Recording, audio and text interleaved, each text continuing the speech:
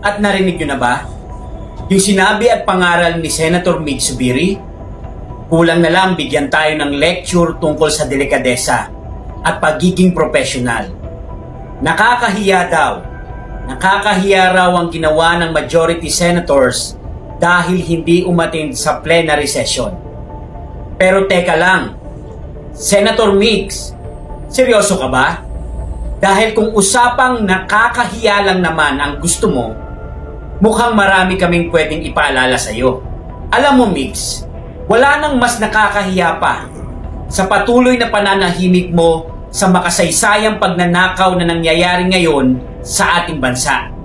Wala nang mas nakakahiya pa sa kawalan mo ng paninindigan at prinsipyo. Nag-iingay at nagwawala ka sa media dahil sa hindi pagdalo ng majority senators sa Senado? O baka naman nanginginig ka na dahil baka mabanggit ang pangalan mo sa flood control investigations? Tanong ko lang naman yan, kasi kabaliktaran ang asal mo ngayon kaysa nung pumutok ang issue ng bilyong-bilyong flood control scandal. Tila naging pipe, bingi at biglang naging bulag ka. Hinain ka na ng sistema. Kayong mga nasa pwesto na dapat nag-iimbestiga, tikom ang bibig, parang walang nakikita. Mas nakakahiya yun, Mig Zubiri. Mas nakakahiya ang maging isang tulad mo na parang anino habang nilalagari at pinaghahati-hatian ang kaban ng bayan, ang buwis na pinaghirapan at pinagpuyatan ng bawat pangkaraniwang Pilipino. Senador ka ng bansa. Hindi ka dyan nilagay para maging gwardiya sa plenaryo at maglista ng absent. Binoto ka ng milyong-milyong Pilipino para maging boses namin at bantayan ang interes ng publiko. Kaya tuloy hindi maiwasan mag-isip ng mga tao na tila protektor kayo ng mga sindikato, ng mga magnanakaw o ng mga kaalyado nyong may pansariling interes. Binoto namin kayo para paglingkuran ang karaniwang Pilipino, hindi para pagsamantalahan ang kinabukasan ng mga tao. Kaya wag mo kaming daanin sa formalidad ng attendance kung pagdating sa pagpapanagot sa mga kurap, nagtatago ka sa likod ng iyong napakatahimik na pananahimik. Kung sa tingin mo pala ay nasa tama ka, bakit ka sinusuka ng sarili mong mga kababayan sa Bukidnon? Kung sa tingin mo pala, napakagaling mo, bakit galit ang tao sa'yo?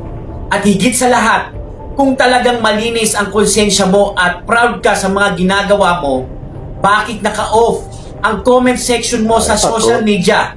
Takot ka ba sa opinyon ng totoong taong bayan? Takot ka bang marinig ang katotohanan mula sa mga taong bumoto sa'yo? Sa ginagawa mo, patunay lang yan na hindi mo pinapakinggan ang hinain ng mga Pilipinong naghihirap. Patunay lang yan na mas nangingibabaw ang self-interest mo, ang political survival mo, kaysa sa kapakanan ng mamamayan. Mas pinili mo takpan ng tenga mo para lang maprotektahan ang sarili mo.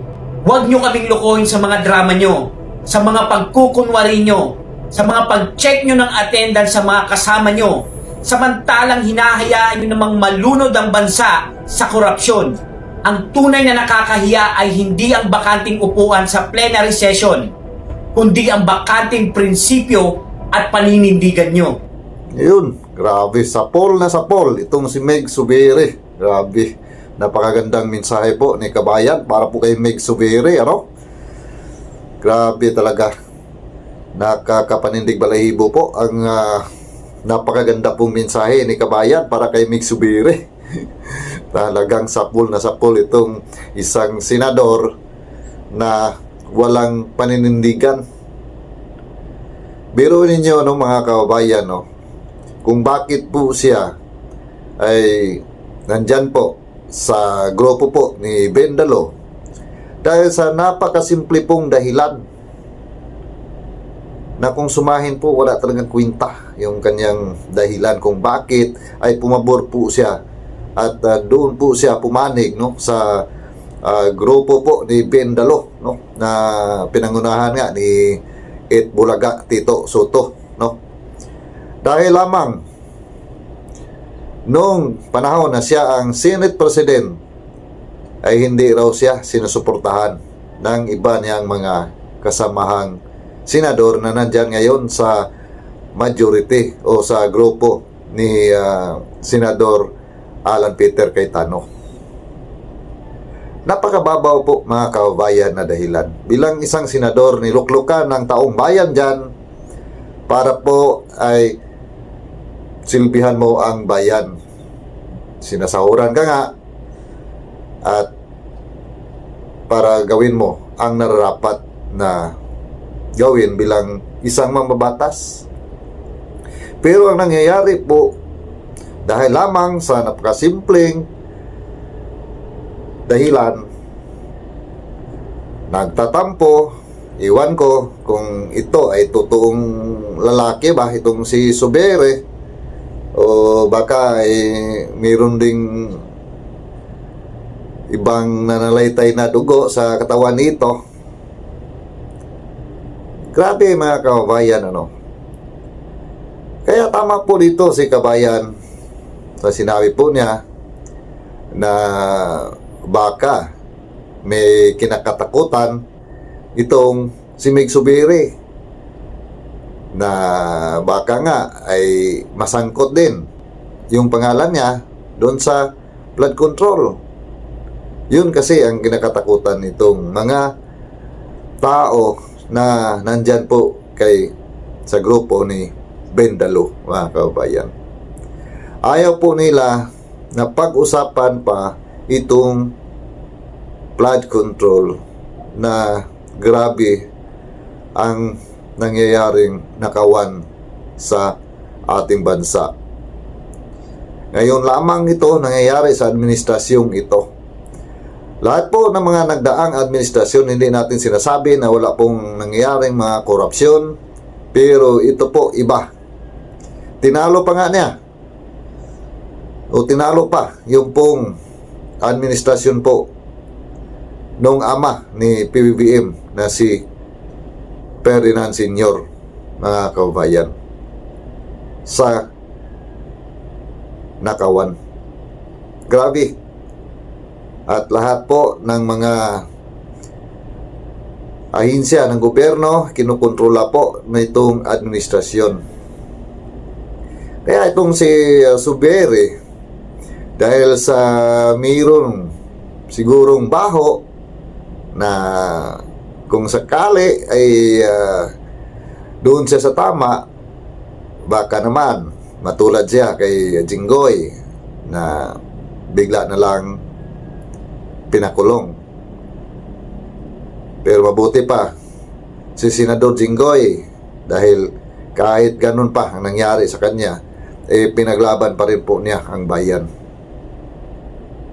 Hindi katulad nitong isang Meg Zubiri na ayan, pangaralan tuloy ng ating kababayan na talagang suwak na suwak. Grabe talaga mga kababayan, no? Itong mga senador na nandyan po sa kumpulan po ni Bindalo. Halos siguro yan mayroong mga tinatago, no, na mga iwan natin, ano, mga kababayan. Katulad nga doon kay Erwin Tulfo, di ba? Nung nagsiwalat yung 18 brave soldiers, di ba? May mga lumalabas na umano'y nakatanggap ng mali-malitang pera, na umano'y naging VIP at na pumipili pa ng mga gustong katayin na mga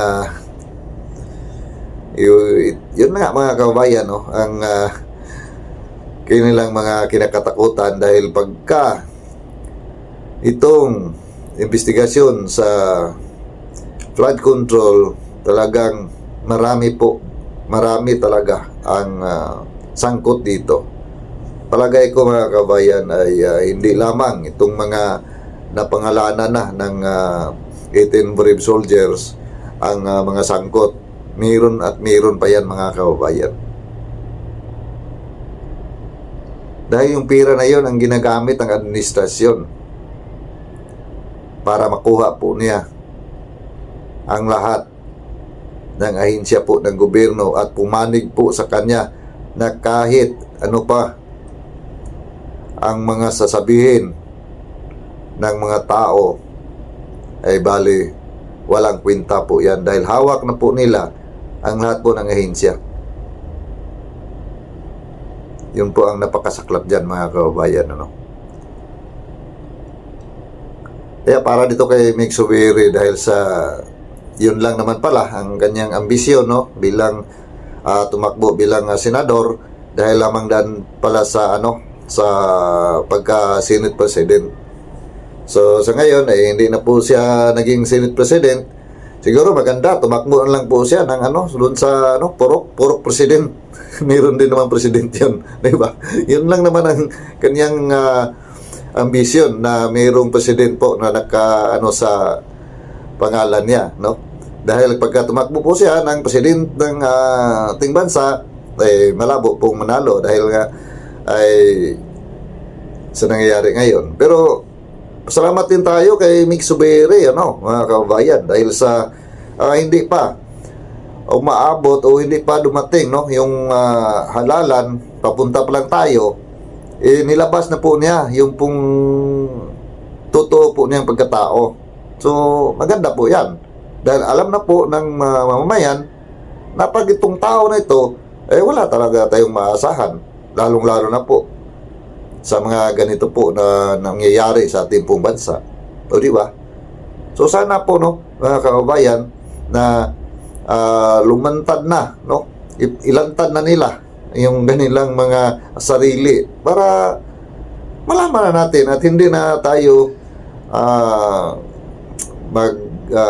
pipili pa na kung sino-sino pa yung mga ating iboboto sa susunod na halalan dahil alam naman natin kung sino talaga ang iboboto at sino ang hindi.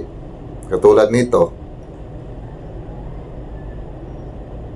ako galing Mindanao din ako, isang Mindanaoan din ako, pero wala na po ito sa amin pong lugar, wala na po ito si Mig Zubiri dahil sa ginawa po niyang ito. Pero yun nga ang sabi ko magpasalamat po tayo dahil sa maaga pa nilabas na niya ang kanya pong tunay na pagkatao. Biruin ninyo pati sa kanyang Facebook, sabi nga dito ay yung comment naka-off po mga kababayan. So wala po tayong mapaabot sa kanya kung ano po yung hinaing po natin sa ginawa po niya na dapat ay alamin po niya sa mga mamamayan kung ano po ang mga maging masasabi ng ating mga kababayan sa kanyang ginawa. Pero yun nga ay nakaupo yung kanyang comment section. So ibig sabihin ayaw po niyang pakinggan ang mamamayan. Pero pagdating po ng halalan siya pa mismo ang kusang lalapit sa atin po mga kababayan. Kaya ingat po mga kababayan, tandaan na po natin ang mga tao na hindi karapat-dapat sa ating pong boto sa darating po na halalan.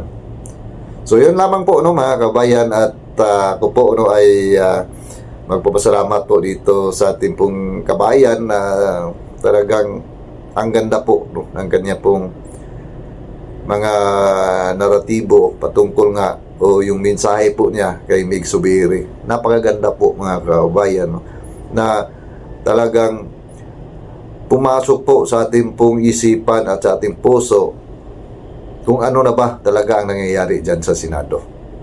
Ano ba ang mga ginagawa po ng mga senador dyan sa Senado.